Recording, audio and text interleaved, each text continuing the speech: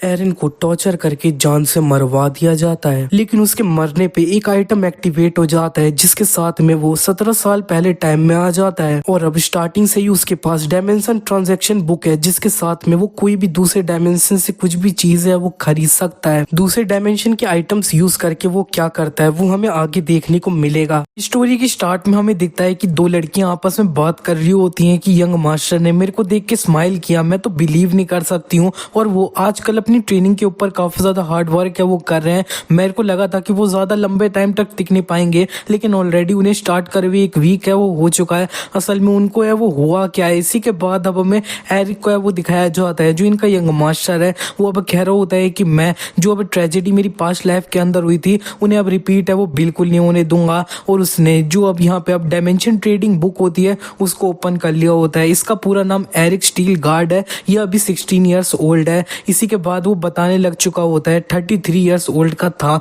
मैं अपनी past life के अंदर में, जब मैं मारा गया मैं असल में स्टील गार्ड फैमिली के अंदर पैदा है वो हुआ था। ये एक काफी ज्यादा बड़ी फैमिली है जो अब नॉर्दर्न टेरिटरी है उसको गवर्न है वो करती है। मेरे ग्रैंडफादर एक हीरो थे जो अब मिथिकल रैंक के नाइट थे, और मेरे फादर भी एक काफी ज्यादा अच्छे नाइट है वो थे जो अब हीरोइक रैंक के नाइट थे। लेकिन मैं सिर्फ एक जो अब 3rd क्लास वाला नाइट है वो था, और यहाँ पे मैं उनके बिल्कुल भी क्लोज है वो नहीं आ सकता था। एरिन स्टील गार्ड।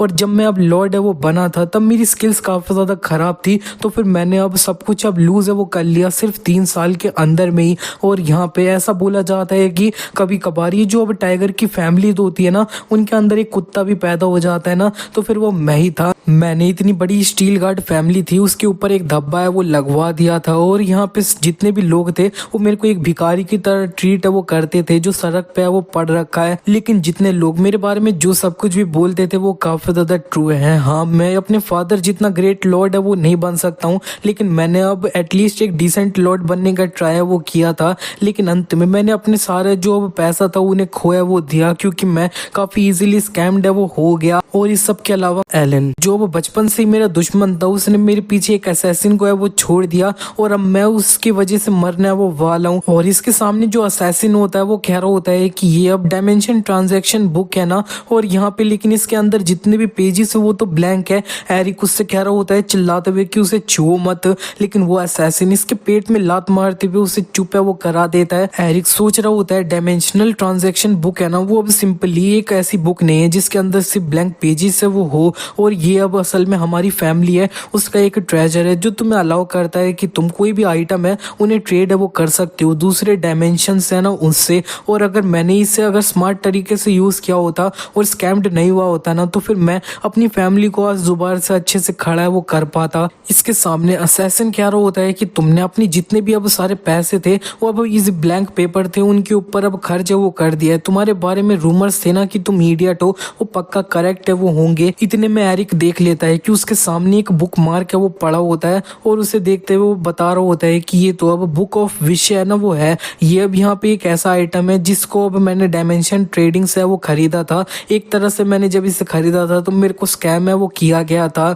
मेरे को जिस बंदे ने बेचा था वो बोल रहा था कस्टमर ये काफी ज्यादा एक्सपेंसिव है, ये एक मैजिक आइटम है जो तुम्हारी अब कोई भी विश है उसे ग्रांट है वो कर सकता है। एरिक सोच रहा होता है ये मेरी विश ग्रांट करेगा, ये तो कुछ भी नहीं था, ये सिर्फ एक स्कैम है वो था। अब मैं काफी ज्यादा एबिलिटी खुद से लेकर वो करता था, तो फिर मैंने डायमेंशन ट्रेडिंग है उसे यूज करने लग गया ताकि मैं अपनी फैमिली है उसे दोबारा से खड़ा है वो कर पाऊं। लेकिन मैं एक नासमझ हूँ जो दूसरे लोगों की बातों में बहुत जल्दी है वो आ जाता है, तो फिर ये अब मेरे लिए काम है वो नहीं किया। इतने में असैसिन उसे अब हीलिंग पोशन है वो पिलाने लग चुका होता है। उसे समझ नहीं आया होता है कि हीलिंग पोशन पिला के इसको अब हील है वो क्यों किया गया है। वो पूछ लेता है कि तुम मेरे को ये क्यों दे रहे हो, और वो अब असैसिन कहने लगता है कि मेरे क्लाइंट ने मेरे को बोला है कि मेरे को तुम्हारे साथ में अब थोड़ा लंबे टाइम तक है वो खेलना होगा, और मैं अब तुम्हें इतनी आसानी से वो मरने थोड़ी दे सकता हूँ। कर्ट ने मेरे को बोला है कि मेरे को तुम्हें एक जो वो फेयरवेल गिफ्ट है ना वो अब काफी अच्छे से वो देना होगा। एरिक को अब कर्ट पे काफी ज्यादा गुस्सा आने लग चुका होता है कि उसने इससे सारे उसके पैसे टेरिटरी सब कुछ है वो ले लिया है, लेकिन अब वो अब इसकी लाइफ भी है वो लेने वाला है। एरिक काफी ज्यादा हंसते हुए कह रहा होता है जरा देखो तो किसने सोचा था कि ये जो अब descendant of steel guard family है ना वो इतनी ज्यादा मीनिंगलेस डेथ है वो सहेगा।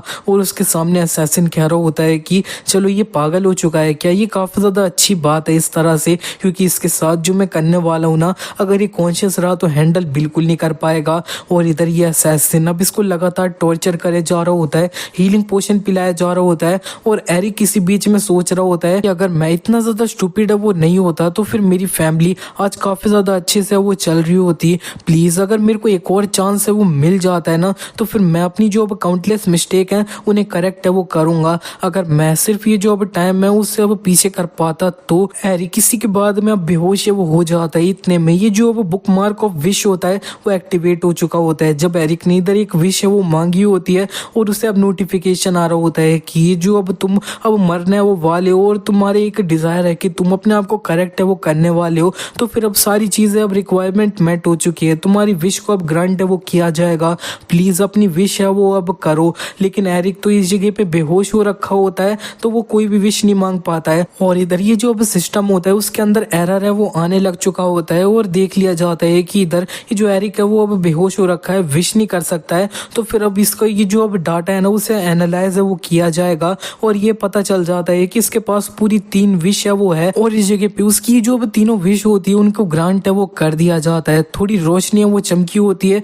इसी के बाद में एरिक जब अपनी आंखें खोलता है तो वो अपने आप को एक अपने रूम में ये वो पाता है और ये सीनरी अब उसे काफी ज्यादा जानी पहचानी है वो लग रही होती है। एरिक को समझ नहीं आ रहा होता है ये क्या हो रहा है, क्योंकि अभी उसे कुछ टाइम पहले कर्ट के असैसिन के द्वारा टॉर्चर है वो किया जा रहा होता है। इतने में एरिक देखता है कि उसके रूम के अंदर उसकी एक मेड है वो घुस जाती है और वो मेड उससे कह रही होती है कि यंग मास्टर कैप्टन अब तुम्हें वो ढूंढ रहे हैं। एरिक इसे देखते हुए सोच रहा होता है कि ये तो रियली इज़राइल है वो है, ये मेरी पर्सनल केयर टेकर है वो थी कुछ डेकेड है वो पहले। और जब वो अच्छे से देखने लग चुका होता है तो आसपास का बेडरूम उसे जाना पहचाना है वो लगने लग चुका होता है और वो फाइनली इज़राइल से अपनी जो एज होती है वो पूछ लेता है। इज़राइल उसे बता देती है कि अभी आप 16 ईयर्स के है वो हो। और ये सुनती जो अब एरिक होता है वो इसको गले वो लगा लेता है क्योंकि वो समझ चुका है कि वो अब 70 ईयर अब टाइम में पीछे है वो आ चुका है। वो इज़राइल से कह रहा होता है कि तुम रियली इज़राइली हो ना, और इज़राइल उससे कह रही होती है कि क्या तुम्हें कोई नाइटमेयर आया क्या। और एरिक तो अब सोचने लग चुका होता है कि जब मेरी अब फैमिली ने मेरे ऊपर गिव अप है वो कर लिया था तब इज़राइली जो थी वो अकेले मेरे को अब सपोर्ट है वो करती थी पूरे अंत तक। तो वो अब इज़राइल को थैंक यू है वो बोल देता है। इससे थैंक यू सुनने के बाद में ये जो इज़राइल होती है वो तो अब काफी ज्यादा अपने घुटनों पे वो आ जाती है और कह रही होती है कि यंग मास्टर मेरे को माफ कर देना, अगर मैंने कुछ अब गलत कर दिया तो मेरे को बता दो, मैं प्रॉपर पनिशमेंट रिसीव है वो करूंगी और अपने आप को करेक्ट वो करूंगी। एरिक इससे कह देता है नहीं मेरा वो मतलब नहीं था। और वो अब याद कर रहा होता है कि हाँ वो अब इसे बिल्कुल भी अब पास्ट में अच्छे से ट्रीट है वो नहीं करता था। और वो इससे कह देता है कि वैसे तुम इस जगह पे क्यों आई हो। इज़राइल उसे बताने लगती है कि एक्चुअली कैप्टन आपको है वो ढूंढ रहे हैं, वो अब काफी ज्यादा गुस्सा है क्योंकि आपने ये जो अब कल की ट्रेनिंग थी उसे स्किप है वो कर दिया था। एरिक उससे कह देता है ठीक है तो फिर मैं अब तुरंत बाहर वो जा रहा हूँ। और वो अपने कपड़े बदल रहा होता है और सोच रहा होता है कि मेरे को नहीं पता कि असल में क्या हुआ है, लेकिन ऐसा लग रहा है कि मेरे को एक और चांस है वो मिल चुका है। और यहाँ पे मैं जिसने अब पूरी फैमिली को अब फॉल है वो करवा दिया था, काफी मिस्टेक ये सब है वो करी थी, अब वो एग्जिस्ट है वो नहीं करता है। सिर्फ एरन स्टील गार्ड जो अब डिवोट करेगा अपनी पूरी लाइफ को फ्यूचर को चेंज करने के लिए वही एग्जिस्ट है वो करता है। इसी के नेक्स्ट सीन में वो में देखता है कि एरिक स्टील गार्ड फैमिली का ट्रेनिंग ग्राउंड होता है उधर पहुंच चुका होता है और उधर देखते हुए वो कह रहा होता है कि मैं काफी सारे जो अब नाइट्स है ना उनको देख सकता हूँ। ये नाइट्स हमारे स्टील गार्ड फैमिली के प्राइड है वो है जो अभी भी एग्जिस्ट करते हैं। मेरी अब पास्ट लाइफ थी उसके अंदर मैं इन्हें बिल्कुल भी अप्रिशिएट है वो नहीं करता था, मैं इन लोगों को बस बदबूदार ओल्ड मैन है वो समझता था। और इधर ये जो अब एक बंदा होता है वो कह रहा होता है कि यंग मास्टर तो तुम फाइनली यहाँ पे आ चुके हो, ये अब फर्स्ट क्लास वाला नाइट है, इसका नाम राफेल है और ये अब स्टील गार्ड फैमिली के जो नाइट्स है उनका कैप्टन है। एरिक इनसे कह देता है कैप्टन मेरे को माफ कर देना मैं थोड़ा लेट है वो हो गया। और इधर ये जो अब राफेल होते हैं उन्हें गुस्सा आ रहा होता है और वो कह रहे होते हैं कि तुम उसे भूल जाओ और तुम्हें ये तो अब याद होगा ना कि तुमने अब मेरे साथ प्रॉमिस है वो किया था, तुमने अब कल की ट्रेनिंग को मिस है वो कर दिया है तो तुम्हारी आज की ट्रेनिंग है वो डबल हो जाएगी, तुम्हें अब 100 लैप्स है वो मारने होंगे ट्रेनिंग ग्राउंड के एंड 1000 टाइम तुम्हें अब स्वॉर्ड स्विंग है वो करनी है, 1000 टाइम तुम्हें अब अपनी स्वॉर्ड स्टैबिंग है वो करनी है। और अगर तुम इसे नहीं करते हो तो फिर मैं इतने में एरिक इनकी बात काटते हुए कह देता है ठीक है मैं ये करूंगा और अब मैं इसे अभी के अभी स्टार्ट है वो कर देता हूँ। राफेल अब सोच रहे होते हैं कि मेरे को लगा था कि अब कोई भी अब दूसरा एक्सक्यूज है वो देगा अपनी ट्रेनिंग है उसे स्किप करने के लिए, आज इसके साथ में हुआ क्या है। इसी के बाद एरिक अपनी ट्रेनिंग है वो स्टार्ट कर देता है और वो भागने लग चुका होता है। वो कह रहा होता है कि मैं 17 साल अब पीछे वो आ चुका हूँ, तो फिर अब सारी चीज़ें अब मेरे हाथ के अंदर है कि मैं अब खुद को चेंज है वो करूँ। और यहाँ पे अब मेरे को ऑलरेडी फ्यूचर पता है, तो फिर मैं अपनी जो अब स्किल है उन्हें अब कंटिन्यू बिल्डअप है वो करते रहूँगा। और वो अपनी आज की जो ट्रेनिंग होती है ना, स्वॉर्ड स्विंग, स्वॉर्ड स्टैब, वो काफ़ी अच्छे से वो कर रहा होता है। वो और भी कह रहा होता है कि मैं अपनी जो वो फैमिली की सारी ट्रेजेडीज जो हुई थी ना उनको अब रोकूंगा और अपनी फैमिली की जो अब लेगेसी है उसे प्रोटेक्ट करूंगा। और इधर उसने अब फाइनली अब 1000 बार अपनी स्वॉर्ड स्टेप भी कंप्लीट कर ली होती है और आज की ट्रेनिंग उसने कंप्लीट कर ली है, तो वो जमीन पे पड़ जाता है। वो काफी ज्यादा हाफ रहा होता है क्योंकि वो ट्रेनिंग की वजह से काफी थक रखा होता है। इतने में उसके सामने एक पॉपअप है वो आ जाता है,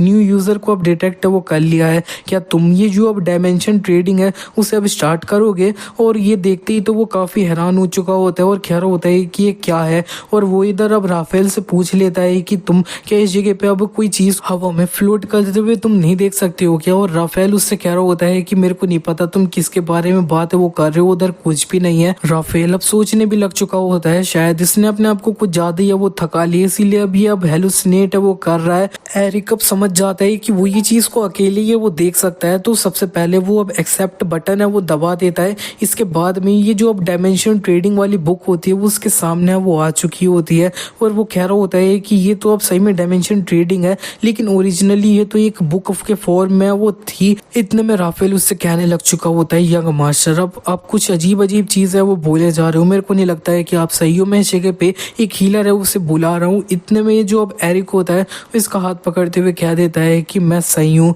और यहाँ पे मैं जो पर्सन पहले था ना मैं वैसा बिल्कुल भी नहीं हूँ। राफेल सोच रहा होता है कि ये जो यंग मास्टर है ना इनके पास में कितना ज्यादा पावरफुल हो रहा है वो है, तो फिर हाँ इनके अंदर में सही में स्टील गार्ड फैमिली का ब्लड है वो फ्लो करता है। और एरिक कह देता है अब मैंने आज की ट्रेनिंग फिनिश कर दी है तो मैं वापस है वो जा रहा हूँ। इसी के बाद एरिक अपने घर में आ चुका होता है, उसने डायमेंशन ट्रेडिंग की बुक होती है उसे ओपन या वो कर रखा होता है। उसका एक बटलर जो होता है वो अब उससे कह रहा होता है यंग मास्टर आपने ट्रेनिंग फिनिश कर ली है तो मैं आपके लिए खाना प्रिपेयर करूँ। एरिक उन्हें अभी खाने के लिए मना है वो कर देता है, लेकिन ये अब जो बटलर होता है वो कह रहा होता है यंग मास्टर आपकी आंख उस जगह पे अब कुछ अब ब्लू फ्लेम्स है वो जल रही है अजीब सी। ये सुनते ही एरिक को ऐसा लगने लग चुका होता है कि जो अब डायमेंशनल ट्रांजैक्शन बुक है ना वो अब उसकी आंखों के अंदर है वो घुस चुकी है। सबसे पहले वो अपने बटलर से कहने लग चुका होता है कि अब माना है वो होगा ये और कुछ भी है वो नहीं है। इसी के बाद में एरिक अपने रूम में आ चुका होता है और कह रहा होता है कि सारी चीजें मेरी आंखों के अंदर है वो हो रही थी और मैं 17 साल पीछे आ चुका हूँ ना, तो फिर ये वाली चीज तो और ज्यादा सेंस है वो नहीं बना रही है। इतने में उसके सामने एक पॉपअप है वो आ जाता है कि तुम्हारा ये जो अब अकाउंट का नेम है वो अब यूजर SSS है वो होगा,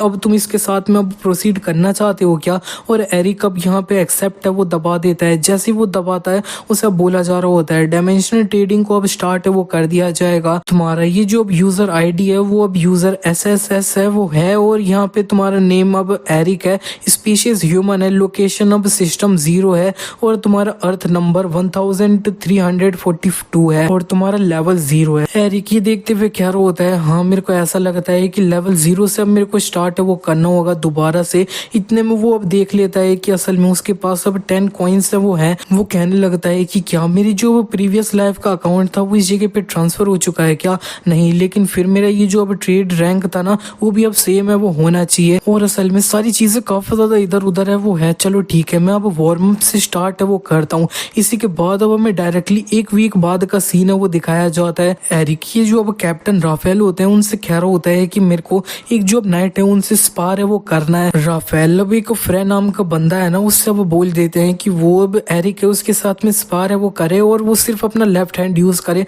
और माना बिल्कुल भी यूज ना करे। और एरिक अब कह देता है कि आप ये जो अब कैप्टन के वर्ड है ना उन पे अब बिल्कुल भी ध्यान मत दो और फुल ताकत यूज करो। और वो एरिक इतना कहने के बाद में सीधे इसके ऊपर है वो बढ़ जाता है और यहाँ पे ये जो अब नाइट होता है ना फ्रे वो अब काफी ज्यादा पुश बैक है वो होने लग चुका होता है। वो कह रहा होता है कि मैं इजी जाने वाला था, ये जो अब इसकी स्पीड और स्वॉर्ड का वेट है ना वो अब काफी ज्यादा है। इधर आसपास में लोग अब बात करने लग चुके होते हैं कि ये जो फ्रे है ना वो अब यंग मास्टर एरिक के द्वारा अब पुश बैक है वो किया जा रहा है और फ्रे अब थोड़ा कॉर्नर पे आ जाता है तो वो अपना माना यूज करने जा रहा होता है। ये देखने के बाद में ये जो अब कैप्टन राफेल होते हैं वो तो कह रहे होते हैं कि ये पागल, इसे माना यूज नहीं करना चाहिए और इधर उसने माना यूज किया होता है तो थोड़ा ब्लास्ट हुआ होता है। लेकिन अंत में सब लोग ये देख के काफी ज्यादा हैरान है वो हो चुके होते हैं कि एरिक अब जीता है वो होता है और फ्रे अब जमीन पे पड़ा होता है। फ्रे जमीन पे पड़ा हुआ कह रहा होता है कि मैंने तो अपना माना यूज किया था, लेकिन ये कैसे हो सकता है। एरिक उससे कह देता है कि तुम अपनी डिफीट जस्ट एडमिट है वो कर लो।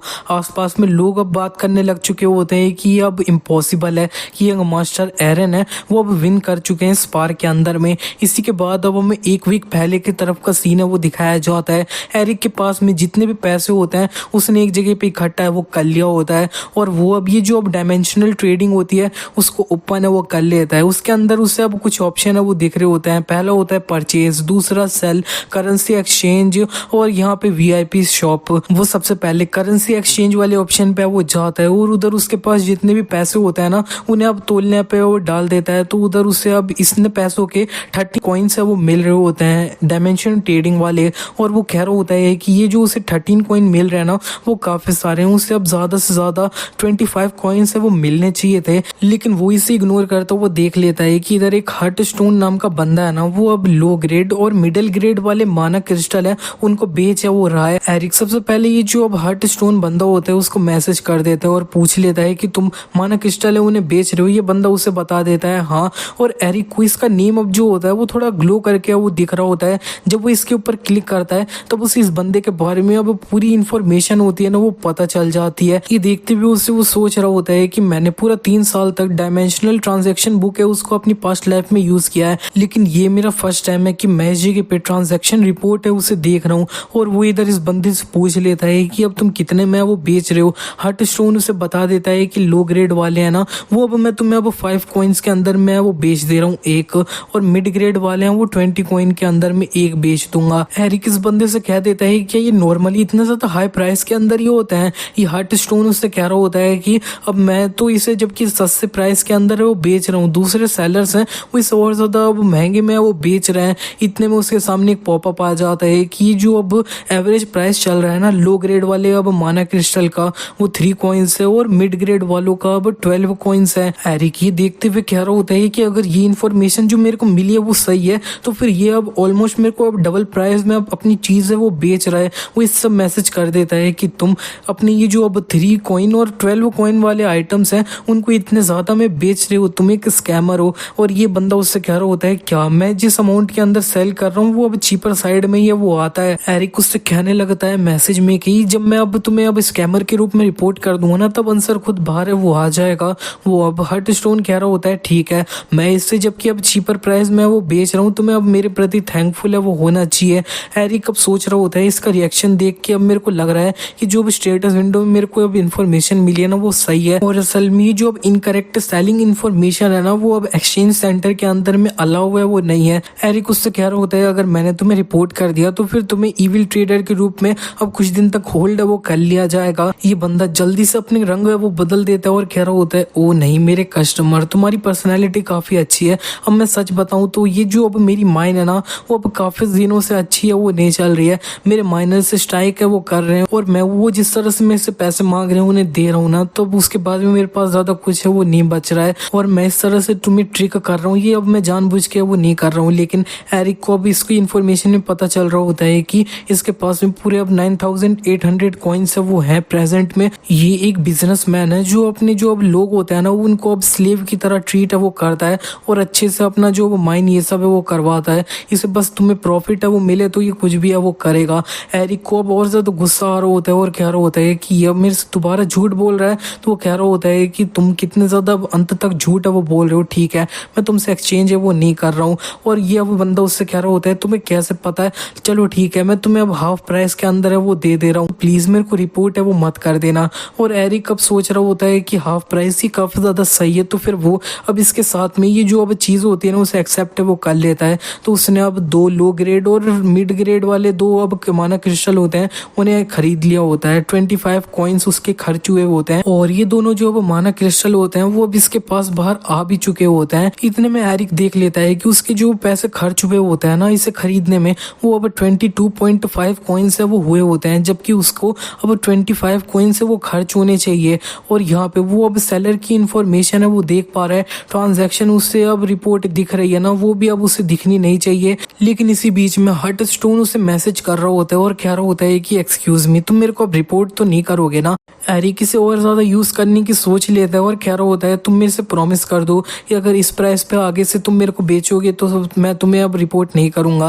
वो बंदा तो कह रहा होता है कि वो कुछ ज्यादा ही नहीं हो जाएगा। इतने में एरिक को अब नोटिफिकेशन आ जाता है कि तुम्हें अब कैशबैक के रूप में अब 3 कॉइन्स है वो दिए जा रहे हैं। ये देखते ही तो एरिक काफी ज्यादा हैरान है वो हुआ होता है, क्योंकि ये जो अब कैशबैक मिलता है ना वो सिर्फ अब वीआईपी वाले अकाउंट होते हैं उनको वो दिया जाता है। कहीं ऐसा तो नहीं है कि मैं वीआईपी, लेकिन वो कहने लगता है ना ना ऐसा बिल्कुल नहीं हो सकता, वो पॉसिबल ही नहीं है। और अब वो ये जो माना क्रिस्टल होते हैं उन्हें अपने अंदर एब्जॉर्ब है वो करने लग चुका होता है। और एरिक ने बाकी के जो दिन थे उनके अंदर में अपनी ये जो अब स्टील गार्ड फैमिली की अब ब्रीथ ऑफ स्टील वाली जो अब ब्रीदिंग मेथड था उससे अपना ये जो माना था उससे अब पॉलिश है वो करा अपने अंदर में। और यहाँ पे ये जो अब स्टील ऑफ ब्रीथ है ना उसे अगर तुम्हें अब करना है ना तो 2 कंडीशन को पूरी करनी होगी। पहला, तुम्हारी बॉडी को अब स्ट्रॉन्ग है वो होना चाहिए। दूसरा, काफी सारा माना तुम्हारे पास है वो होना चाहिए। और मेरे पास, जिसके पास ये दोनों चीज नहीं है, ये काफी ज्यादा इम्पॉसिबल है। मेरे पास 2 ऑप्शन है जिससे मैं इसको अब सीख है वो सकता हूँ। पहला कि मैं अंत तक काफी ज्यादा अब एंडलेस ट्रेनिंग ये सब है वो करूँ, एफर्ट दिखाऊं। दूसरा कि मैं ये जो अब माना क्रिस्टल है उन्हें यूज है वो करूँ। डायमेंशन ट्रांजैक्शन बुक है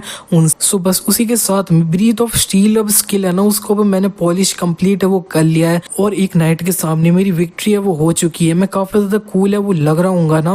वो इधर आसपास में लोग बात करने लग चुके होते हैं कि जो अब फ्रे है ना वो काफी ज्यादा अब सोशल वर्कर वाला बंदा है वो है, उसने अब इसको जानबूझ के जीतना है वो दिया। और ये सारी बातें अब एरिक के जाके वो लग रही होती है और वो अपनी पावर को अब दिखाने के लिए दोबारा से मिखाइल से बोल देता है कि तुम मेरे साथ अब स्पार है वो करो। इतने में वहां पे एक लड़की भी है वो आ चुकी होती है, कह रही होती है कि काफी ज्यादा अच्छा साउंड है वो कर रहा है।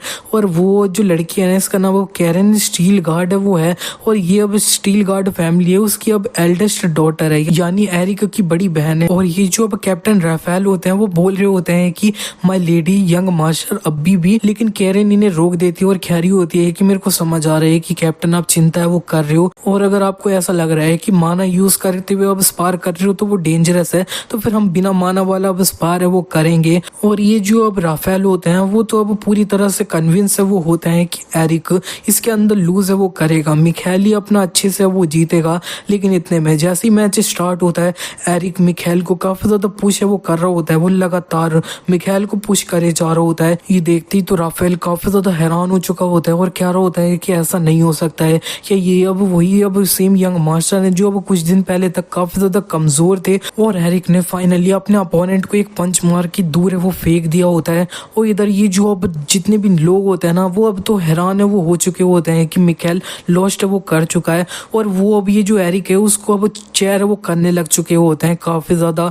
और इधर ये एरिक की सिस्टर उसके करीब आते हुए कह रही होती है कि मैं तुम पे काफी ज्यादा प्राउड हूँ मेरे छोटे ब्रदर, और मैंने तुम्हें अब काफी लंबे टाइम तक अंडर एस्टिमेट है वो किया है। इसी के बाद एरन अपनी सिस्टर कैरन स्टील गार्ड होती है उसके बारे में बताने लग चुका होता है कि ये एल्डेस्ट बेटी है। जब ये पैदा हुई थी तब मेरे फादर काफी ज्यादा डिसअपॉइंट है वो हुए थे कि एक लड़की पैदा है वो हुई है, और इसलिए इसको ये जो अब ब्रीथ ऑफ स्टील जो थी ना उसे पास डाउन है वो नहीं किया गया। ये सिर्फ अब स्टील गार्ड फैमिली के मैन लोगों को दिया ही है वो जाता है, लेकिन इसके पास में बहुत ज्यादा अब पोटेंशियल है वो था। और ये जो अब ब्रीथ ऑफ स्टील है ना वो अब रूट एंड फाउंडेशन है हमारी स्टील गार्ड फैमिली की। और ये रूल है कि इसे अब कोई भी वुमेन है उसको पास डाउन है वो नहीं किया जाएगा, जो कि आगे जाके आउटसाइडर है वो बनने वाले हैं। और इसी वजह से जब ये पैदा हुई थी तब इनके पास बहुत ज्यादा पोटेंशियल था, लेकिन फिर भी इनको अब एक फेयर चांस है वो नहीं दिया गया। कैरन अब एरन से कह रही होती है कि तुमने अब सीक्रेटली काफी ज्यादा मेहनत है वो करी होगी ना एरन, मेरे को माफ कर देना, मेरे पास कोई भी आइडिया नहीं था, मैं तुम्हारी बिग स्ट्रेसर हूँ, लेकिन फिर भी मैंने तुम्हें पूरी तरह से इग्नोर है वो किया है, जबकि मेरे को तुम्हें अब सपोर्ट है वो करना चाहिए था।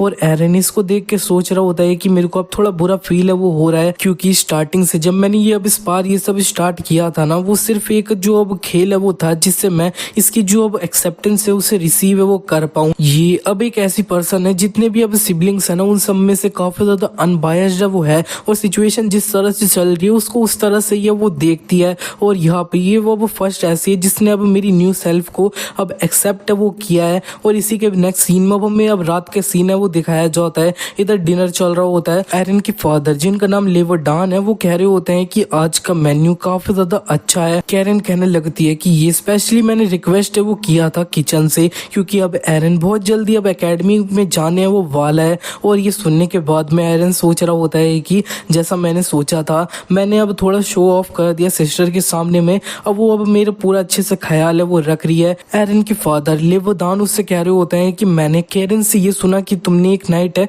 उसको अब ट्रेनिंग के अंदर में हरा दिया। और एरन अब सोच रहा होता है कि फादर का इंटरेस्ट मैंने अब पा लिया है, मैं इस अपॉर्चुनिटी को जाने दे सकता हूँ। और वो कह रहा होता है कि मैं अभी भी काफी ज्यादा लैक है वो करता हूँ कि एक नाइट को डिफीट है वो कर दूं। ये सिर्फ एक जो अब लाइट वुडन स्वॉर्ड का स्पार है वो था। और इधर ये जो अब एल्डेस्ट कर्ट होता है ना, वो कह रहा होता है कि हाँ मैंने सुना है कि वो जो वो बंदा था ना, वो अब 6th क्लास वाला अप्रेंटिस है वो था, और ये एक रियल स्वॉर्ड का मैच भी है वो नहीं था।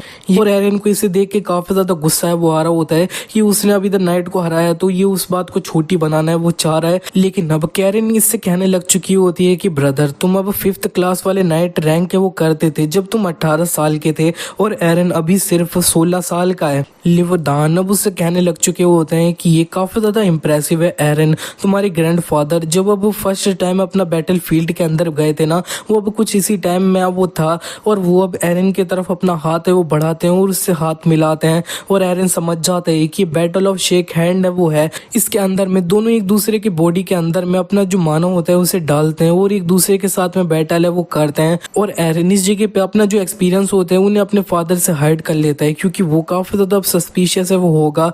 उसके फादर उससे कह रहे होते हैं कि तुम अब काफी ज्यादा इम्प्रूव है वो कर चुके हो, मेरे को अब अच्छा है वो लग रहा है, क्योंकि मेरे को लगा था कि यंगेस्ट थोड़ा डिफरेंट है वो होगा। ये काफी ज्यादा रिलीफ की बात है मेरे को लगता है। जब तुम अब स्टील गार्ड को लीव कर दोगे ना, तब अकेले काफी अच्छे से वो रह लोगे। और इधर ये कट को तो काफी ज्यादा गुस्सा है वो आ रहा होता है, और लेवदान अब कह रहे होते हैं हाँ तो फिर अब मैं सोचूं तो मैंने अब यंगेस्ट को ज्यादा अटेंशन है वो नहीं दिया है, और यहाँ पे अब तुम्हारा जो अकेडमी है उसको एंटर करने वाले हो, तो उसके प्रेजेंट के रूप में तुम्हें अब मेरे से कुछ चाहिए तो फिर तुम मेरे से बोल है वो सकते हो। एरन तो ये चीज का काफी लंबे टाइम से इंतजार है वो कर रहा था, और वो अब कहने लग चुका होता है कि अगर वो बात है तो फिर मेरे दिमाग के अंदर कुछ है, लेकिन अब ऐसा करो इसे हटा दो, मेरे को नहीं लगता है कि मैं उसके काबिल हूँ। उसके फादर कह रहे होते हैं चिंता मत करो, तुम मेरे को अपनी रिक्वेस्ट है वो बताओ।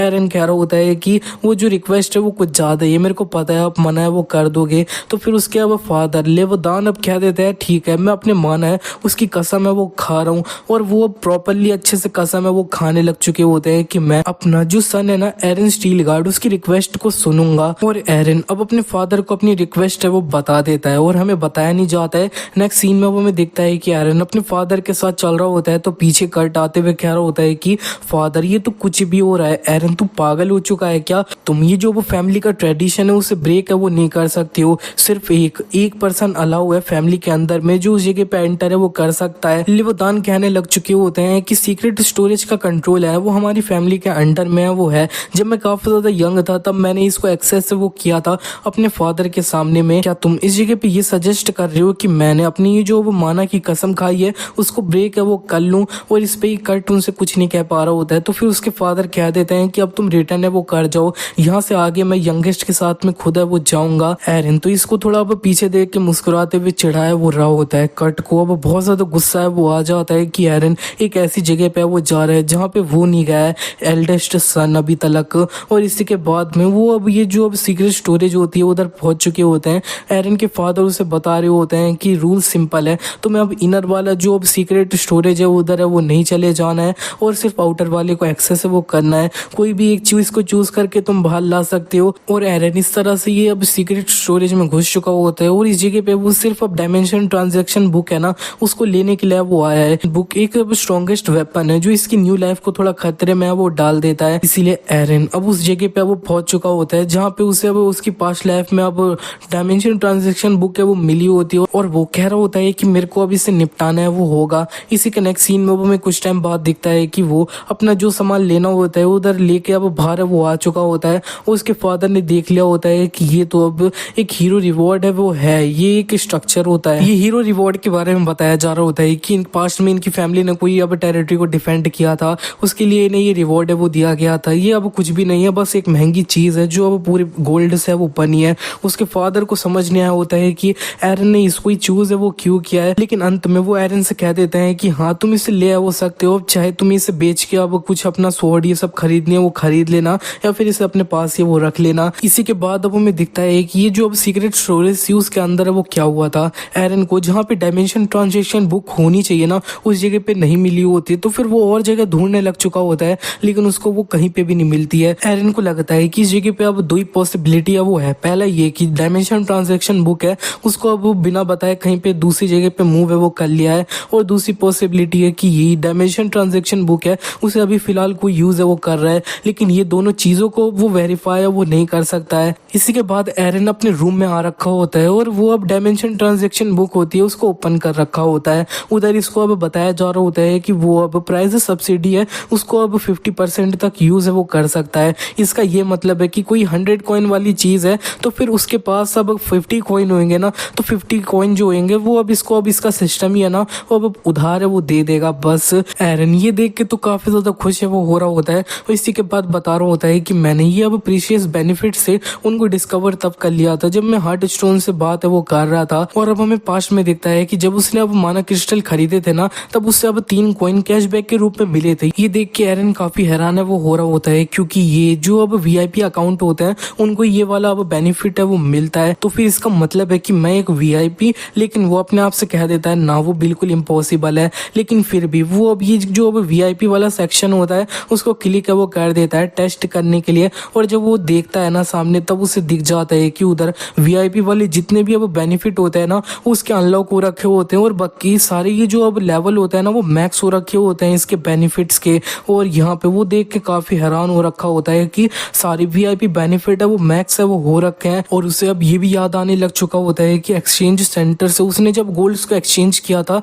तब उसे थोड़े अब ज्यादा कॉइन से वो मिले थे, वो भी अब इसी की वजह से वो था। तो ये जो वीआईपी बेनिफिट्स हैं उनमें से सबसे पहला है जीरो कमीशन जिसका लेवल मैक्स है। इसके अंदर में वो अब कोई भी पेमेंट करेगा ना तो फिर उसे अब कोई भी कमीशन है वो देना नहीं होगा, जीरो होगा। और उधर आई ऑफ प्रोविडेंस इसे मिल रहा है, इससे वो अब दूसरे जो अब लोग है ना उनकी इंफॉर्मेशन निकाले वो सकता है। उधर एक और बेनिफिट होता है कि उसे अब ये जो अब जितनी भी ट्रांजेक्शन वो करेगा उसके अंदर अब 10% डिस्काउंट है वो मिलेगा। और एक और ये बेनिफिट है कि वो जब लॉग इन करेगा ना डेली तब उसे अब 10 कॉइन्स है वो दिए जाएंगे। और इसी वजह से जब उसने एक अकाउंट को ओपन किया था तब उसे अब 10 कॉइन्स है वो दिखे थे स्टार्टिंग के अंदर में, वो इसी बेनिफिट की वजह से वो था। एरन ये देखने के बाद काफी ज्यादा खुश है वो हुआ होता है पास्ट में, और वो प्रेजेंट में वो आ जाता है और वो सबसे पहले ये जो हीरो रिवॉर्ड होता है उसको अब एक्सचेंज सेंटर पे बेचना है वो जा रहा होता है। तब उसे इसका प्राइस जो होता है वो अब बताया जा रहा होता है कि 115 कॉइन से वो मिल रहा है।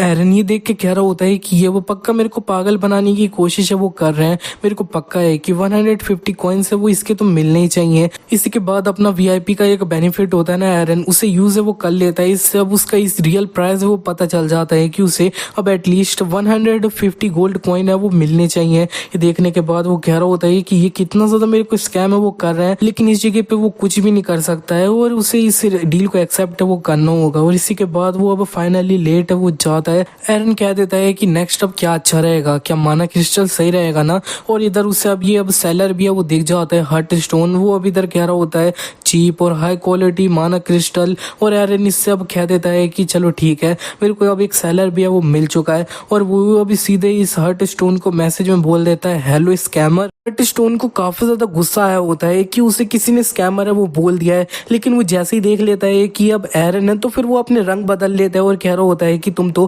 पहले वाले कस्टमर हो। एरन उससे कहने लगता है हाँ ये मैं हूँ और मैं अब माना क्रिस्टल खरीदना चाहता हूँ, क्या मेरे को लास्ट टाइम जिस प्राइस में तुमने बेचा था वो सही रहेगा। लेकिन हार्ट स्टोन उससे कह देता है कि वो स्पेशल केस था वो अब काम नहीं करेगा। एरन उससे कह देता है मेरे से झूठ बोलना बंद कर दो, तुम्हें पता है मेरे सामने अब वो काम है वो नहीं आएगा। हार्ट स्टोन को अब गुस्सा आ रहा होता है और वो कह रहा होता है कि अगर इसने मेरे को रिपोर्ट कर दिया तो ज्यादा से ज्यादा मेरे को कुछ दिन के लिए बैन है वो लग जाएगा, लेकिन उन कुछ दिनों के अंदर में मेरे को काफी ज्यादा लॉस है वो हो जाएगा।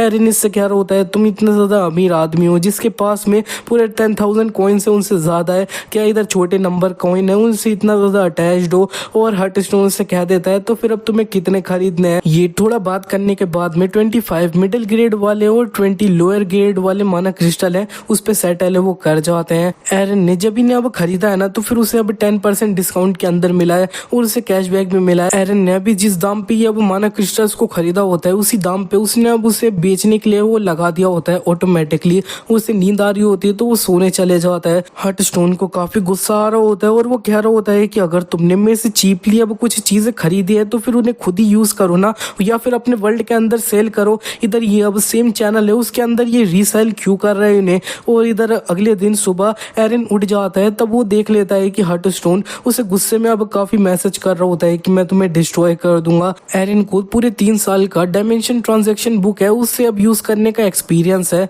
तो फिर वो अब उसे पता है क्या करना है। वो अब काफी ज्यादा इस पे और ज्यादा गुस्से में चिल्लाने वो लग चुका होता है। हर्टस्टोन को समझ नहीं आ रहा होता है कि ये इस तरह से उसको एटीट्यूड है वो क्यों दिखा रहा है। और एरन इस जगह पे इसी को काफी ज्यादा सुनाने वो लग चुका होता है गुस्से में कि मैं जो कर रहा हूँ उससे तुम्हें मतलब क्या है। हर्टस्टोन इससे अब रुकने को है वो कह देता है और भी कह रहा होता है कि तुम इस बार थोड़ा ज्यादा आ गया। वो चले गए और एरन इस जगह पे साइड में देख रहा होता है कि उसने ये जो अब माना क्रिस्टल ऑटोमेटिकली बेचे थे ना वो ऑटोमेटिकली साइड में खुद ही बिक है वो चुके हैं और उसे उसके कॉइन जो मिलने थे वो मिल चुके हैं। एरन अब हर्टस्टोन से कह रहा होता है कि मैं तुम्हारे साथ एक और ट्रेड है वो करना चाहता हूँ, लेकिन हर्टस्टोन उसे कह देता है कि मैं तुम्हें वो वाला जो अब प्राइस है उसके ऊपर अब कुछ भी सेल नहीं करूंगा, चाहे तुम्हें मेरे को रिपोर्ट करना है तो फिर तुम कर दो। एरन उससे कहने लगता है कि मैंने कब बोल दिया कि मेरे को लोअर प्राइस में तुमसे खरीदना है, ओरिजिनली जिस प्राइस में तुम बेच रहे थे मेरे को उसी में खरीदना है। लेकिन हर्टस्टोन से कह देता है चाहे वो ओरिजिनल प्राइस हो या कोई सा भी, मैं तुम्हारे साथ अब ट्रेड ही है वो नहीं करना चाहता हूँ। एरन इससे कह रहा होता है ना ऐसे है वो मत करो, और वो उसे काफी ज्यादा अच्छे से पता है कि ऐसे लोगों को कैसे वो संभालना है। वो कह देता है तुम जैसा एक बिग शॉट है ना वो अब इस तरह से चीज है वो क्यों कर रहा है रियली। बिग शॉट सुनने के बाद में हर्टस्टोन थोड़ा पिघल जाता है और वो कह रहा होता है कि हाँ मेरे जैसा एक बड़ा आदमी है वो इस तरह से चीज है वो कैसे कर सकता है। ये लोग अब दोबारा से सेटल कर जाते हैं एक प्राइस के ऊपर में कि अब 12 कॉइन में मिड ग्रेड वाले और 3 कॉइन में लोअर ग्रेड वाले अब माना क्रिस्टल है वो बेचेगा। और एरन के पास इस टाइम पे अब पूरे 455 कॉइन्स है वो है और वो 30% जो चीज खरीदेगा उसे अब वो उधार में भी है वो खरीद सकता है। तो फिर वो अब इससे पूछ लेता है कि मेरे को 50 मिड ग्रेड वाले और 19 लोअर ग्रेड वाले अब माना क्रिस्टल मिलेंगे क्या। लेकिन हर्टस्टोन उससे कह देता है इतने तो मेरे पास भी नहीं है, मेरे पास अब 25 मिड ग्रेड वाले और 50 लो ग्रेड वाले वो होंगे। एरन उससे कह देता है चलो ठीक है मैं सब कुछ बाय वो करूंगा। और एरन इनको अब दोबारा से अब सेलिंग पे वो लगा देता है। इस बार उसने अब 11 कॉइन में मिड ग्रेड वाले बेच रहा होता है और 2.5 कॉइन है उनके अंदर में लोअर ग्रेड वाले बेच रहा होता है। उसे ऑफकोर्स 10% का डिस्काउंट मिला होता है, कैशबैक ये सब, तो फिर वो इसके अंदर लॉस है वो नहीं कर रहा है। और इधर हर्टस्टोन को गुस्सा आ रहा होता है, कह रहा होता है कि तुम इधर पागल हो चुके हो क्या तुम्हारे पास सही में इतने सारे पैसे हैं, तुम ये जो अब रीसेल है वो इतना ज्यादा लोअर प्राइस में क्यों करे जा रहे हो। एरन कह रहा होता है ये अब नॉर्मल ट्रेडर के प्रोस्पेक्टिव है उसके हिसाब से हर्टस्टोन की जो वर्ड है ना वो काफी ज्यादा सेंस है वो बना रहे हैं, लेकिन मेरे पास वीआईपी वाले बेनिफिट्स है वो है। कोई भी चीज को अब मैं खरीदूंगा उसको अब 25% लोअर प्राइस पे करके बेचूंगा ना तब भी अब मैं प्रॉफिट ही है वो करूंगा। हर्टस्टोन अभी भी उससे कुछ मैसेज कर रहा होता है, लेकिन एरन अभी से इग्नोर करता हुआ ऑफलाइन चले जाता है और साइड में माना क्रिस्टल को देखते हुए कह रहा होता है कि मेरे को अपनी माना ब्रीदिंग है उसकी प्रैक्टिस है वो करनी होगी। तो फिर वो अभी से करनी है वो बैठ जाता है और कह रहा होता है कि मेरी ये जो अब प्रोग्रेस चल रहा है उसकी स्पीड अब नॉर्मल से थोड़ी ज्यादा है वो है, लेकिन मैं एक जीनियस है वो नहीं हूँ और यहाँ पे मैं बहुत जल्दी अपनी लिमिट है वो रीच कर लूंगा। और अगर वैसा होता है तो फिर मैं उस जगह पे सर्वाइव है वो नहीं कर पाऊंगा। और एरन कुछ टाइम के बाद में ये जो अब मिड ग्रेड वाले माना क्रिस्टल होता है उनका प्राइस और ज्यादा लोअर है वो कर देता है, 9.5 कॉइन्स है वो कर देता है। और बहुत सारे लोग एरन की जो अब क्रिस्टल होते हैं वो लगातार खरीदे वो जा रहे होते हैं। एरन बता रहा होता है कि जब मैं अब स्टील गार्ड फैमिली का हेड बन गया था तब मेरे को पूरे 1 साल है वो लग गए थे, लेकिन इस बार मैंने सिर्फ 8 दिन के अंदर में उधर है वो पहुंच चुका हूँ। हमें दिखता है कि उसकी जितनी भी अब ट्रेड उसे करनी थी ना नेक्स्ट लेवल अप करने के लिए उसने कर ली होती है और इधर वो अब लेवल अप है वो कर जाता है। वो लेवल 0 से लेवल 1 पे वो पहुंच जाता है और वो अब सिस्टम 1 चैनल है ना उसको अब एक्सेस है वो कर पाएगा। और इसी तरह से फाइनली एरन सिस्टम 0 से अब सिस्टम 1 पे वो चले जाते हैं। जैसे ही वो जाता है उसकी अब डायमेंशन ट्रांजैक्शन बुक का कलर और आंखों से आग निकल रही होती है उसका कलर रेड है वो हो जाता है। एरन का एक वीआईपी वाला जो अब बेनिफिट होता है वो भी अनलॉक है वो हो चुका होता है। इससे इसका जो अब कोई भी स्किल को एब्जॉर्ब करने का रेट है वो इंक्रीज है वो हो जाएगा। और इधर एरन कह रहा होता है कि मैं फाइनली अब सिस्टम 1 पे वो आ चुका हूँ। ये एक ऐसी जगह है जहाँ पे एक जो अब छोटा सा बच्चा भी होएगा ना वो भी एक नाइट जितना स्ट्रॉन्ग है वो होगा। हाँ मैं इस जगह पे मुरीम वर्ल्ड की बात है वो कर रहा हूँ। एरन को इस जगह पे एक इवेंट का ऑप्शन है वो दिख रहा होता है। जैसे वो इसके ऊपर क्लिक करता है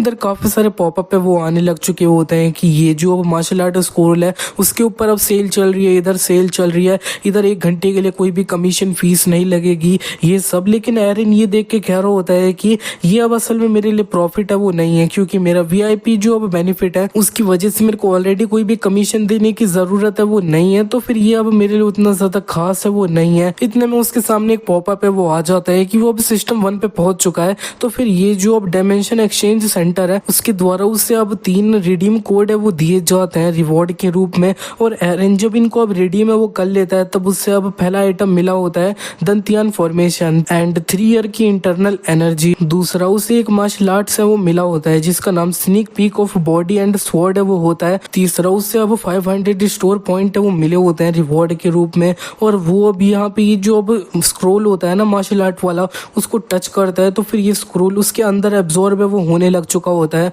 और ये जो अब एब्जॉर्ब होने का रेट होता है वो अब 300% से इंक्रीज है वो हो चुका होता है। यही इसके अब स्पेशल बेनिफिट है ना उनकी वजह से। और यहाँ पे वो अब एब्जॉर्प्शन कंप्लीट भी वो हो जाता है बहुत ज्यादा जल्दी से। एरन अब ये अब 3 ईयर जितनी जो उसे इंटरनल एनर्जी मिली होती है उसे देख के थोड़ा खुश है वो हो रहा होता है। इसी के बाद वो बताने लग चुका होता है कि मार्शल आर्ट वर्ल्ड की स्वॉर्ड तकनीक होती है उसे अब तुम्हें यूज करना होता है ना, तो फिर इंटरनल एनर्जी है वो लगती है। इंटरनल एनर्जी तुम्हारा माना की तरह ही है वो होता है, लेकिन वो अब माना जो है ना वो काफी ज्यादा नेचुरल स्टेट के अंदर है वो होता है, लेकिन इंटरनल एनर्जी काफी ज्यादा अब रिफाइंड वर्जन ऑफ माना होता है ना वो होता है। और एरन अब ये अब स्नीक पीक बॉडी स्वॉर्ड तकनीक होती है इसको अब कल्टीवेट है वो करने लग चुका होता है। इसके लिए उसे अपने मरीन्स होंगे उन्हें पहले ओपन है वो करना होगा। और एरन अब बहुत ज्यादा जल्दी से ही अपने दंतियान को ओपन है वो कर लेता है, जिसे देख के वो भी सरप्राइज होता है कि उसने अब दंतियान को काफी जल्दी अब बनाया वो लिया है और पूरी एक स्वॉर्ड तकनीक है उसे अब एक इंस्टेंट के अंदर में सीख भी है वो लिया है। और अब मैंने इधर अपनी प्रिपरेशन कंप्लीट कर लिया है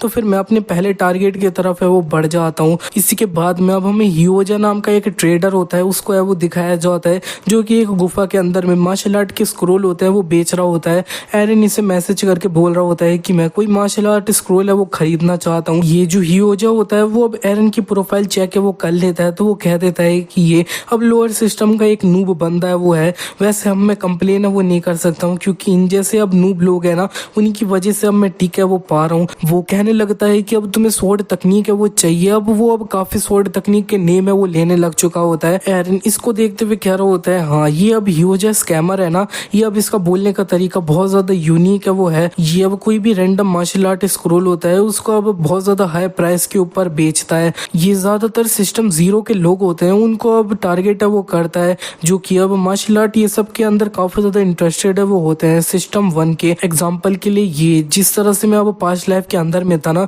उस जैसे लोगों को ये टारगेट है वो करता था जो अब काफी ज्यादा लोगों की बातों में वो आ जाते हैं। ये अंत में तुम्हें स्कैम है वो कर लेता है। इसकी अब 3 पार्ट स्वॉर्ड तकनीक जो भी है ना वो एक नॉर्मल तकनीक है जिसके अंदर तुम्हें अब 3 मूवमेंट होते हैं स्लैशिंग स्टैबिंग एंड ब्लॉकिंग।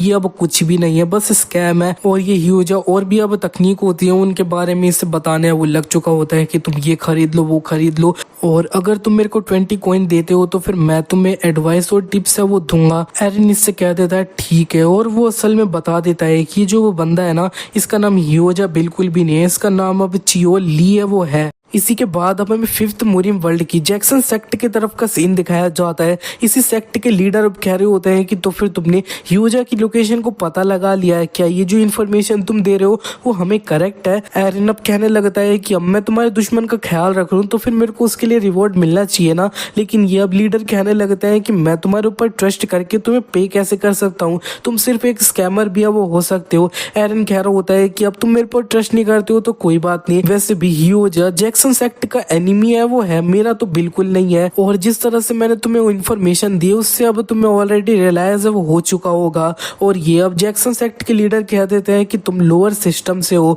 एरन कह रहा होता है हाँ करेक्ट है और मैं एक लोअर सिस्टम का बंदा है उसके पास तुम्हारी ये जो अब जैक्सन सेक्ट के अब सीक्रेट तकनीक है वो अब कैसे है। और ये अब कहने लगता है कि तुमने पक्का ये अब हियोजा है उससे अब पता है वो चली होगी, इसका मतलब है कि हियोजा भी डायमेंशन ट्रेडिंग है उसके अंदर तरफ पार्ट है वो ले रहा है। एरन कह रहा होता है कि तुम काफी अच्छी सिचुएशन समझ है वो चुके हो और वो अब एक रनअवे है, तो फिर वो अपने आप को अब बैकअप है वो कर रहा है। डायमेंशन ट्रांजैक्शन बुक है उसके द्वारा, इतने में उसे अब 200 कॉइन रिसीव है वो हो जाता है जैक्सन सेक्ट के लीडर के द्वारा। ये देखते ही तो वो थोड़ा हैरान है वो हुआ होता है और इधर ये लीडर उससे कह भी रहे होते हैं कि इतना अभी के लिए काफी है वो रहेगा ना। एरन सोच रहा होता है कि ये तो सही में बहुत ज्यादा है, ये जो अब ह्यूज है ना उसने मेरे को अब सिर्फ 20 कॉइन है उन्हीं का स्कैम है वो किया था। और ये जो लीडर होते हैं वो उससे कह भी रहे होते हैं कि अगर वो तुम मेरे को सिर्फ स्कैम कर रहे हो तो ये मत सोच लेना कि तुम्हें छोड़ दिया जाएगा, और हम हियोजा को कैप्चर कर लेते हैं ना तो फिर मैं प्रॉमिस करता हूँ कि तुम्हें और भी बड़ा रिवॉर्ड है वो दिया जाएगा। एरन के पास में हियोजा के बारे में जितनी भी इंफॉर्मेशन होती है वो इन्हें प्रोवाइड है वो कर देता है, जैसे कि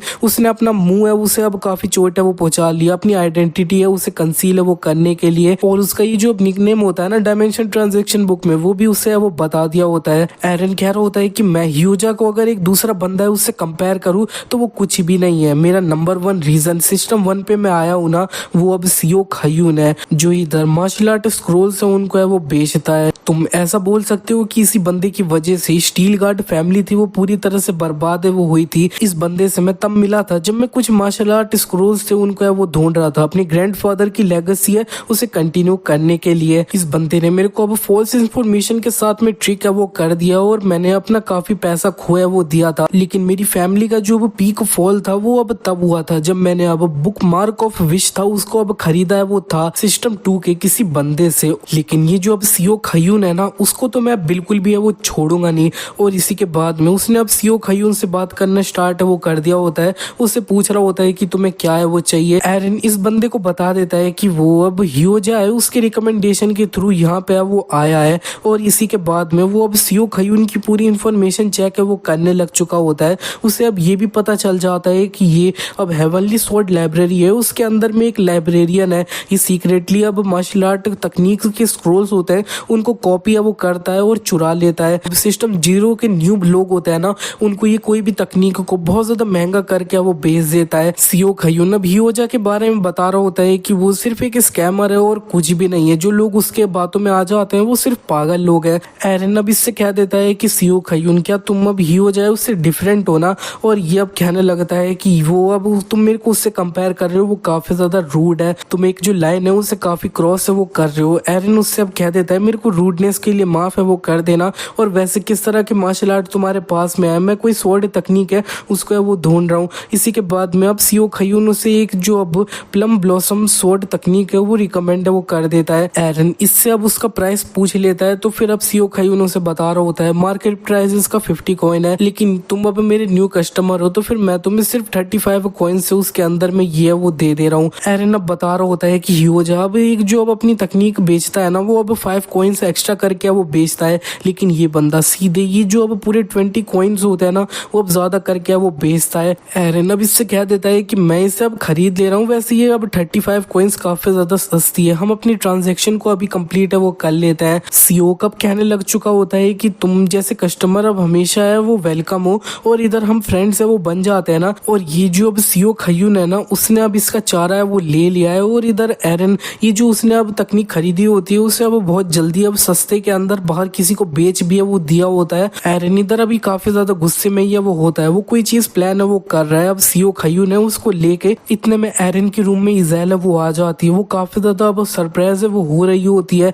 इधर, क्योंकि एरन ने अपना किलिंग इंटेंट होता है उसे बाहर है वो निकाल रखा होता है सीओ खयून है उसको सोचते हुए, और इसी के बाद में उसने अपने किलिंग इंटेंट को रोक लिया होता है और कह रहा होता है कि उसके लिए माफ करना, वो अब तुम्हारी इसमें कोई भी गलती नहीं थी। इज़ेल उससे बोल देती है कि कोई ऐसी चीज है जो तुम्हें चाहिए क्या। एरन उससे बोल देता है ना मैं अब पूरी तरह से सही हूँ। इतने में एरन के थोड़े जो एब्स होते हैं ना वो दिख चुके होते हैं। ये देखने के बाद में इज़ेल थोड़ा अपना मुंह है वो फेल लेती है शर्माती हुई। एरन इसको देखते हुए सोच रहा होता है ये अब शर्मा रही है, और इधर ये जो अब इज़ेल है वो अब मेरे को एक मैन की तरह देखने लगे, ये काफी ज्यादा सही है वो नहीं रहेगा। मैं तो अभी अपना आधा पोटेंशियल है उधर तक भी वो नहीं पहुंचाऊं, और यहाँ पे ये ऑलरेडी मेरे को इस तरह से देख रही है। इज़ेल अब एरन से पूछने लग चुकी होती है कि आज सुबह ये जो अब हम कट थे उसके साथ में तुम्हारा कुछ काम था वो क्या था। एरन को भी याद आ रहा होता है कि वो अपना ओल्डर ब्रदर कर्ट था उससे आज सुबह वो मिला था, और हमें पास्ट में दिखता है कि कर्ट एरन का ये अब ट्रेनिंग ग्राउंड में वो आ चुका होता है,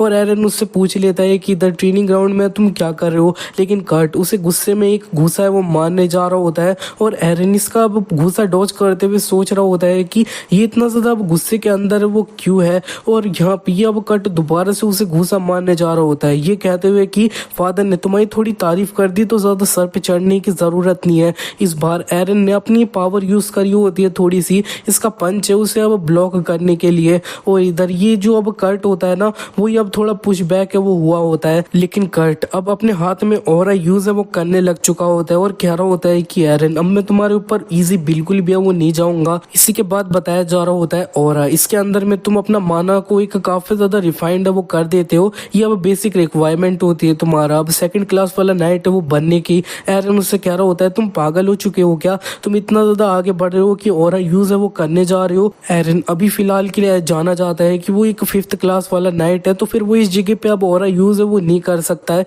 तो वो अब कह भी रहा होता है कि तुम ज्यादा आगे वो बढ़ रहे हो। लेकिन कर्ट उससे कह रहा होता है कि मैं ये अपॉर्चुनिटी लूंगा और तुम्हें एक मजा चखाऊंगा। वो अब एरन को मारने के लिए बढ़ चुका होता है, ये अब एरन को मारने जा रहा है तो फिर अब एरन के पास में भी कोई ऑप्शन नहीं है। वो अब स्टोन डिस्ट्रक्शन पंच होता है उससे इसके पंच को काउंटर है वो किया होता है और इस पंच की फोर्स की वजह से कर्टी काफी ज्यादा पुश बैक है वो हुआ होता है और जमीन पे गिर गया होता है। उसे काफी समझ नहीं आया होता है और कह रहा होता है कि तुम इतने ज्यादा स्ट्रॉन्ग कैसे बन गए।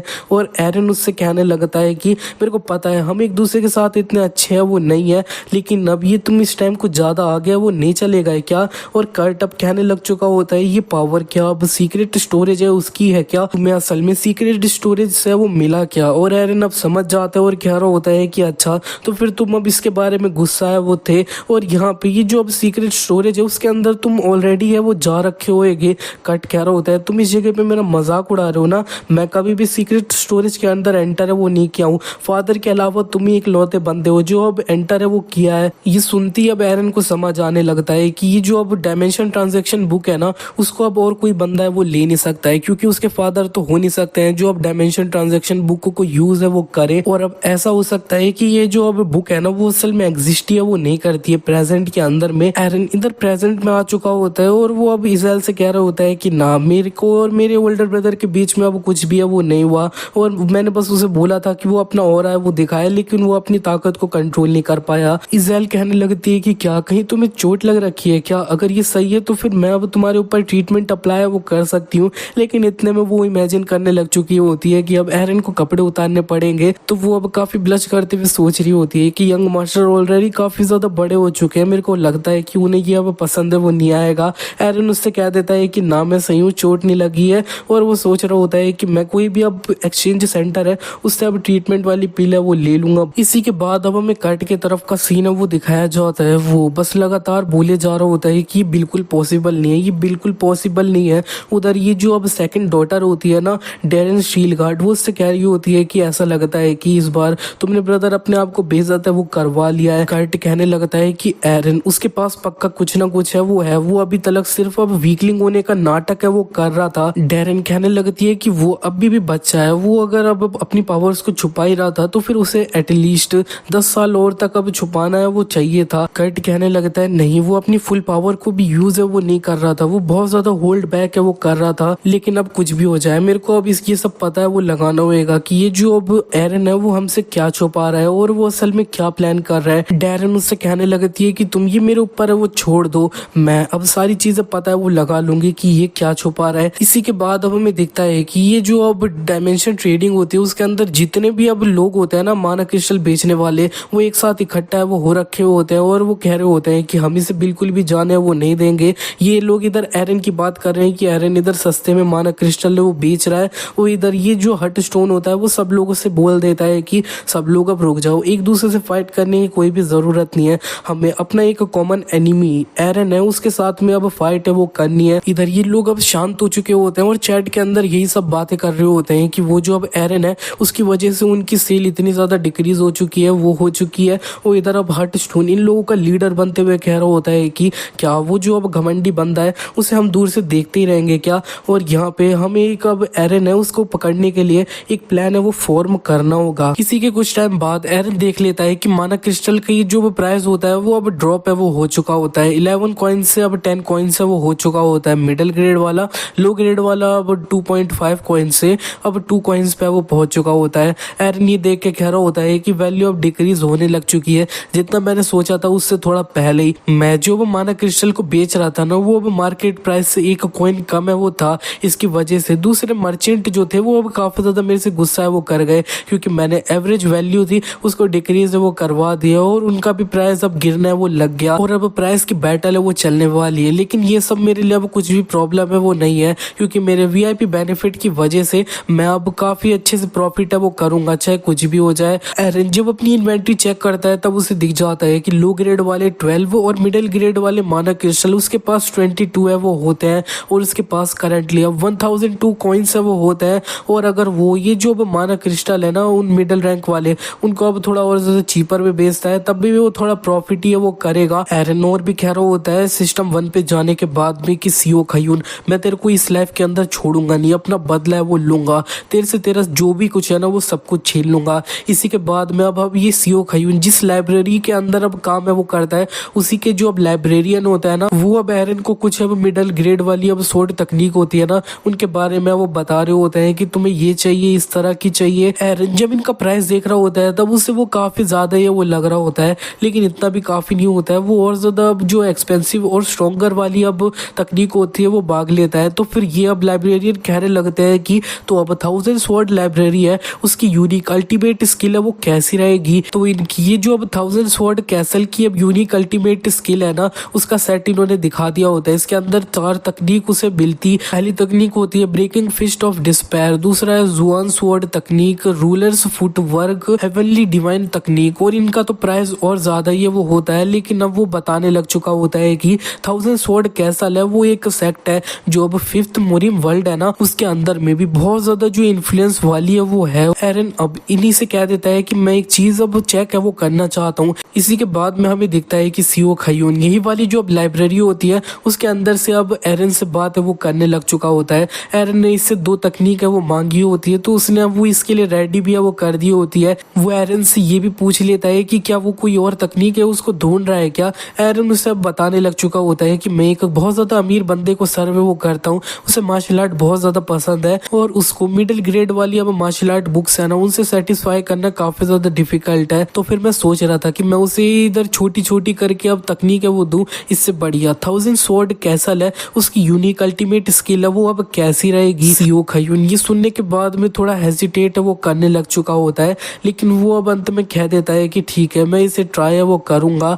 और वो सोच रहा होता है कि मेरे को बस ये जो अब लाइब्रेरियन है उनके द्वारा वो पकड़ा है वो नहीं जाना है। एरन ये देख के कह देता है कि हाँ इसने जो अब चारा फेंका था ना इसके सामने उसे उठा लिया है। सीओ खयून उससे कह देता है कि ये काम थोड़ा रिस्की है तो मेरे को पहले डिपॉजिट चाहिए। ये कहते ही उसके अब एरन उसको अब 20 कॉइन है वो अब सेंड कर देता है। पैसे देखते ही सीओ खयून कह देता है कि ठीक है मैं तुम्हें अब 5 दिन के बाद कांटेक्ट है वो करूंगा। और वो अब कह रहा होता है कि ये जो अब लाइब्रेरी है उसके अंदर मेरे अलावा सिर्फ लाइब्रेरियन है वो है, मेरे को बस अब पकड़े है वो नहीं जाना है और कुछ भी नहीं है। इसी के बाद अब हमें कुछ घंटे पहले का सीन दिखता है। ये जो अब सीओ खयून जिस लाइब्रेरी के अंदर होता है ना काम करता है उसके लाइब्रेरियन से एरन ने पूछ लिया होता है कि अगर किसी ने आपकी जो यूनिक अल्टीमेट स्किल है उसको अब कहीं और बेच दिया तो उसके साथ क्या होगा। ये सुन के लाइब्रेरियन काफी हंसने लग चुके होते हैं और कह रहे होते हैं कि कौन ही ऐसा पागल मार्शल आर्टिस्ट होएगा जो इधर अब मार्शल आर्ट को अब चुराएगा हमसे। और ये मैं अपना नेम आगे रख के तुम्हें बता दे रहा हूँ, अगर किसी ने ऐसा करा ना तो फिर वो अब विश करेगा कि वो इससे बढ़िया मर गया होता। और एरन अब कह देता है कि स्टेप 1 सक्सेस है वो कर चुका है, लेकिन प्रॉब्लम ये है कि मेरे को अब सीओ खयून को कुछ पैसे है वो देने होंगे। और इसी के बाद में अब हमें दिखता है कि वो अब बाहर बैठ रखा होता है और वो देखता है कि मिड ग्रेड वाले माना क्रिस्टल उसके पास जो उसने बेचने पे लगाए होते हैं वो खत्म हो चुके हैं। तो फिर वो अब इधर दूसरे सेलर होते हैं उनसे अब वो बात करने लग चुका होता है कि मेरे को ये परचेज करना है, लेकिन अब उसे वो कोई भी नहीं बेचता है। जितने लोगों से वो बात करता है कोई भी उसे माना क्रिस्टल है वो नहीं बेचता है। ये देख के एरन कह रहा होता है कि ऐसे काम तो बिल्कुल नहीं चलेगा। इतने में एरन सामने देख लेता है कि उधर ये जो अब डेरेन होती है उसकी अब मेड होती है इज़ेल, उससे कह रही होती है कि तुम चुपचाप बोल दो जो मैं तुमसे पूछ रही हूँ, लेकिन अब इज़ेल कुछ नहीं कहती है। तो फिर अब डेरेन इसे एक थप्पड़ मार देती है।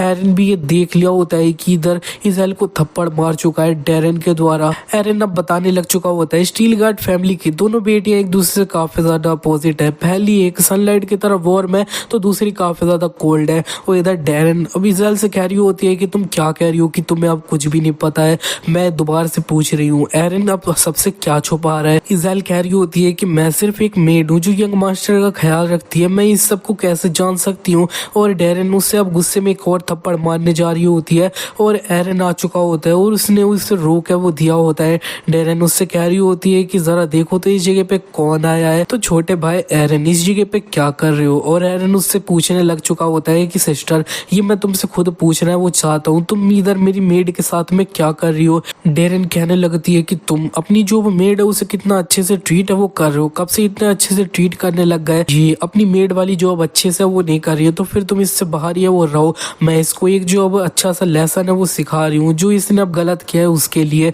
और तुम्हें मेरा थैंकफुल होना चाहिए, तुम्हारी मेड को मैं एजुकेट कर रही हूँ। और इधर वो दोबारा से इसको थप्पड़ मारने जा रही होती है, लेकिन इज़ाइल जब अपनी आंखें खोल के देख लेती है तब इधर एरन ने पहले ये जो डेरन है उसे रोक लिया होता है और कह रहा होता है कि मेरी मेड के खिलाफ में तुम्हें कोई भी कंप्लेन है तो फिर तुम उसे मेरे पास है वो लेकर आओ।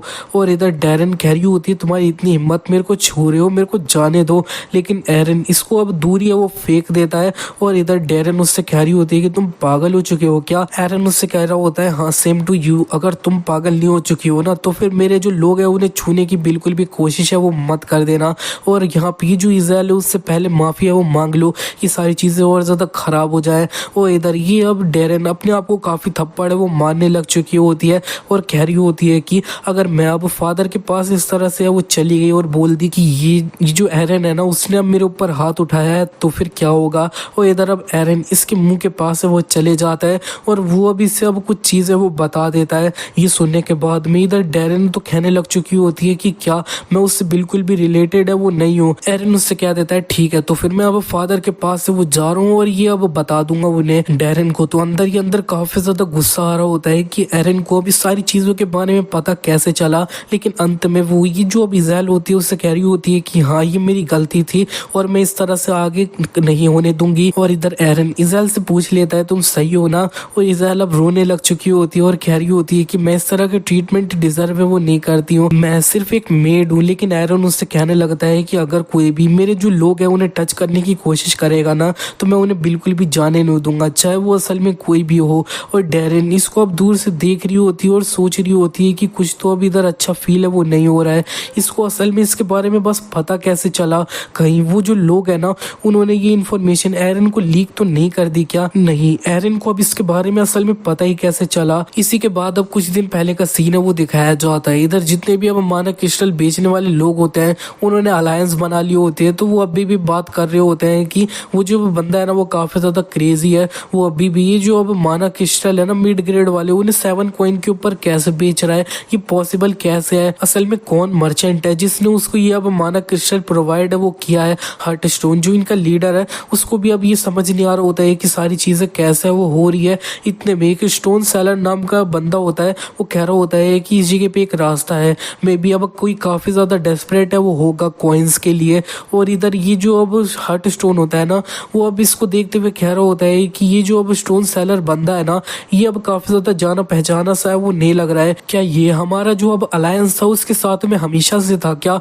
और ये अब स्टोन सेलर कह रहा होता है कि अब कभी कभी टाइम पे तुम्हारे पास अब प्रेजेंट के अंदर 10 कॉइन है ना वो अब और ज्यादा वैल्यूएबल होते हैं, फ्यूचर के अंदर 100 कॉइन हुए उनसे। हर्ट स्टोन कह रहा होता है कि हाँ मेरे को समझ आ रहा है तुम क्या कह रहे हो, कोई डेस्परेट रहा होगा कॉइन्स के लिए। स्टोन सेलर कह रहा होता है हाँ, और उन्हीं जैसे अब प्रोवाइडर है उन्हीं की वजह से ये अब डिस्टर्बर है ना वो और ज्यादा अब रैम्पेज है वो कर रहा है। और इधर ये हर्ट स्टोन कह रहा होता है कि तो फिर तुम अब क्या सजेस्ट करते हो कि हम करें। और इधर ये अब स्टोन सेलर कह रहा होता है कि हम इस जगह पे 2 ही चीज कर सकते हैं, पहली ये कि हम सारी चीजों को पहले ही वो खरीद ले, इससे पहले डिस्टर्बर को कुछ भी अब मिल जाए। हर्ट स्टोन कह देता है कि ये जो चीज है वो पूरी तरह से इम्पॉसिबल है, और दूसरा ऑप्शन क्या है। और स्टोन सेलर कह देता है कि हमें और ज्यादा अब मानक क्रिस्टल का प्राइस है उसे लोअर है वो कर देना होगा, उससे भी ज्यादा। इसी के अब कुछ टाइम बाद में ये जो अब मानव क्रिस्टल का प्राइस होता है वो और ज्यादा नीचे वो गिर जाता है, और जो अब लोग खरीदने वाले लोग होते हैं ना मानव क्रिस्टल वो अब पागलों की तरह उन्हें खरीदने वो लग जाते हैं। कुछ टाइम बाद एरन जब सो के उठा होता है तब उसने देख लिया होता है कि मिड ग्रेड वाले मानव क्रिस्टल का प्राइस है वो अब 5.5 कॉइन है वो हो चुका है। और वो कह रहा होता है कि अब मेरे को लगता है कि जो प्राइस वॉर है ना वो अब स्टार्ट है वो हो चुकी है, और डिमांड अब पागलों की तरह है वो होएगी। तो फिर अब मेरे को और ज्यादा अब बिजियर है वो होने वाला हूँ मैं।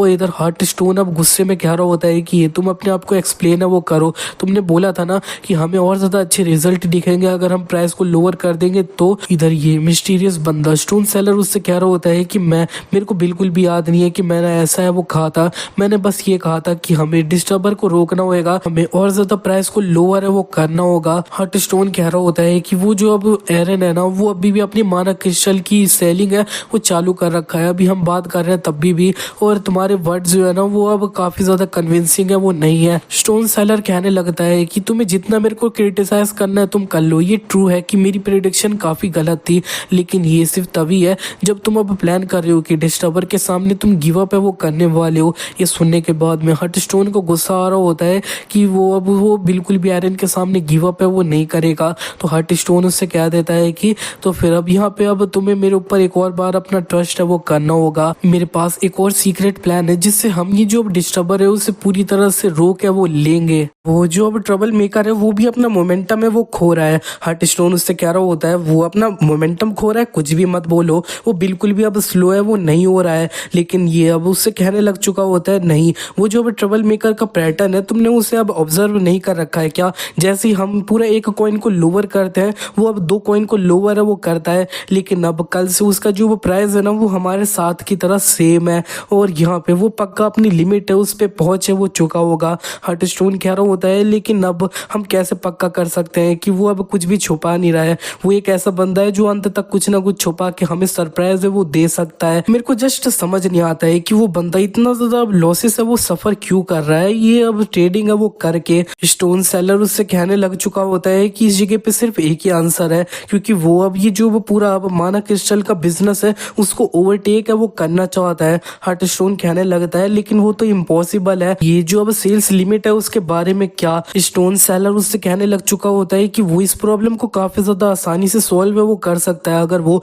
काफी सारे हेल्पर्स को इकट्ठा है वो कर ले तो, और वो उनसे अपनी जगह पे वो आइटम से सेल ये सब है वो करवा दे, वो एक अलायंस हमारी तरह क्रिएट भी है वो कर सकता है। और हमने अपनी जो अब अलायंस बनाई थी वो भी अब इसी रीजन की वजह से तो बनाई थी ना, हम बहुत सारे जो अब सेलर्स है उन्हें एक जगह पे इकट्ठा है वो कर लेंगे और इधर पूरा माना क्रिस्टल का बिजनेस है उसका ऊपर जो कंट्रोल है उसे इंक्रीज है वो करेंगे और अल्टीमेटली अंत के अंदर में हम ये जो अब माना क्रिस्टल का प्राइस होएगा उसको पूरी तरह से कंट्रोल है वो कर पाएंगे। और मैंने बहुत जल्दी रियलाइज है वो कर लिया कि तुम यही जो अब प्लान है वो कर रहे थे, तुम्हारी ये जो बिग पिक्चर है वो काफी सही है, लेकिन हार्ट स्टोन तो इधर सोच रहा होता है कि मैंने ऐसा कुछ भी है वो सोचा नहीं था। स्टोन सेलर उससे कह देता है कि चेयरमैन मैं आपको काफी ज्यादा एडमायर है वो करता हूँ खुद को। अब चेयरमैन सुनने के बाद में हार्ट स्टोन पिघल जाता है और वो कह रहा होता है कि हाँ स्टार्टिंग से ही मेरा ये प्लान है वो था, और ये स्टोन सेलर नाम का बंदा होता है वो और कोई नहीं एरन ही है वो होता है, उसने अपना ये जो अब एक मैक्स लेवल वाला अब बेनिफिट होता है ना वीआईपी पैक का